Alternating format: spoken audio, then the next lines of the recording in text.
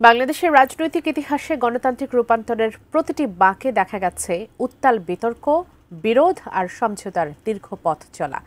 1-11-এর সংস্কার আলোচনা সহ নানা পর্যায় পেরিয়ে এবার সামনে এসেছে জুলাই জাতীয় সনদ। গণ অভ্যুত্থানের পর জনগণের প্রত্যাশা ছিল এই সনদ দেশের নতুন রাজনৈতিক ভিত্তি গড়ে দেবে, কিন্তু বাস্তবায়ন প্রক্রিয়ায় রাজনৈতিক শক্তিগুলোর তীব্র অনৈক্য পরিস্থিতিকে জটিল করে তুলেছে। ফলে অন্তর্বর্তী সরকারের সামনে তৈরি হয়েছে কঠিন চ্যালেঞ্জ।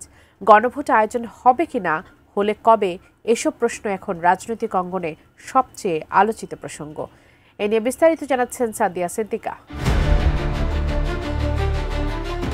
জুলাই জাতীয় সনদ ও সংস্কার প্রস্তাব বাস্তবায়ন প্রশ্নে রাজনৈতিক মেরুকরণ দিন দিন তীব্রতর হচ্ছে। এতে অন্তর্বর্তী সরকারের সামনে তৈরি হচ্ছে এক জটিল চ্যালেঞ্জ। সনদ বাস্তবায়ন নিয়ে আলোচনার প্রহসন নাকি গণতান্ত্রিক উত্তরণের নতুন মাইলফলক, এমন বিতর্কের মধ্যেই সরকার নীরবে এগোচ্ছে দ্রুত সিদ্ধান্ত গ্রহণের পথে। বিশেষ করে গণভোট আয়োজনের বিষয়টি এখন আলোচনার কেন্দ্রবিন্দুতে। সূত্র জানায়, জাতীয় নির্বাচনের দিনে গণভোট আয়োজনের সম্ভাবনাকে গুরুত্ব দিয়ে বিবেচনা করছে সরকার, যদিও এখনও চূড়ান্ত সিদ্ধান্ত হয়নি। গত বৃহস্পতিবার উপদেষ্টা পরিষদের বৈঠকের আলোচনায় উঠে আসে জুলাই সনদ ও গণভোট প্রসঙ্গ। বৈঠকের অন্যতম কেন্দ্রে ছিলেন প্রধান উপদেষ্টা অধ্যাপক মোহাম্মদ ইউনুস। তিনি উপদেষ্টাদের মতামত জানতে চাইলে বেশিরভাগই জাতীয় নির্বাচন ও গণভোট একই দিনে আয়োজনের পক্ষে মত দেন, তবে প্রধান উপদেষ্টা সিদ্ধান্ত না দিয়ে সবার মতামত শোনায় সীমিত থাকেন।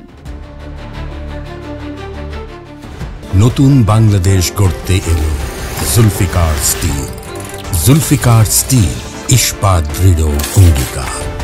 এর আগে মঙ্গলবার জাতীয় ঐকমত্য কমিশন জুলাই সনদ বাস্তবায়নের উপায় ও সংবিধান সম্পর্কিত সংস্কারের সুপারিশ জমা দেয়। তাদের প্রস্তাব বিশেষ আদেশে গেজেট প্রকাশ, এরপর গণভোটে পাশ হলে নতুন সংসদ 270 দিনের মধ্যে সংবিধান সংস্কার পরিষদ হিসেবে কাজ করবে। তবে গণভোটের সময় ঠিক করার এখতিয়ার সরকারের হাতেই রাখা হয়েছে।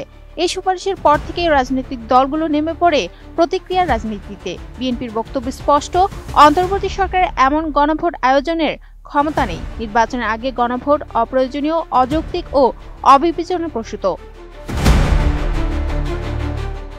বিপরীতে জামায়াত ইসলামী সহ 8টি দল ঘোষণা করেছে 5 দফা আন্দোলন, যার অন্যতম দাবি নভেম্বরের মধ্যেই গণভোট। জাতীয় নাগরিক পার্টি এনসিপি বলছে, সরকার সনদ বাস্তবায়নে কি করে তা দেখেই তারা চূড়ান্ত সিদ্ধান্ত দেবে।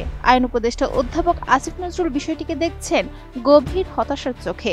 এক সংবাদ সম্মেলনে তিনি বলেন, গণভোটের সময় নিয়ে বিরোধ এখন শীর্ষে, তবু শেষ পর্যন্ত সরকারেরই সিদ্ধান্ত নিতে হবে। প্রধান উপদেষ্টা সেই সিদ্ধান্ত নেবেন এবং তা দ্রুতই জানানো হবে। একই সঙ্গে তিনি নিশ্চিত করেন, ফেব্রুয়ারির প্রথম সপ্তাহে জাতীয় নির্বাচন আয়োজনের প্রস্তুতি চূড়ান্ত। Sadia Siddika, ATN news.